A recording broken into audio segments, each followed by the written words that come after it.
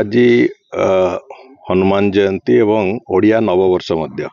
ଓଡ଼ିଆ ନବବର୍ଷ ପାଇଁ ସମସ୍ତଙ୍କୁ ଅଭିନନ୍ଦନ ଏବଂ ପବିତ୍ର ହनुମାନ ଜୟନ୍ତୀ ଅବସରରେ ଏଠି ଏ ମନ୍ଦିରକୁ ମୋ ପରିବାରର ସମସ୍ତେ ମଝିରେ ମଝିରେ ଆସିକି ମହାପ୍ରଭୁଙ୍କ ଦର୍ଶନ କରିକି ଯାଆନ୍ତି।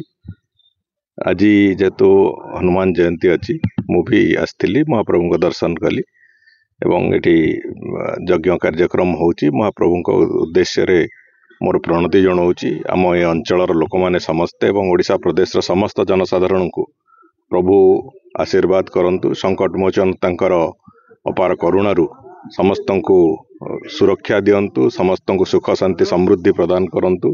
ଆଜିର ଦିନରେ ଏତିକି ମୋର କାମନା।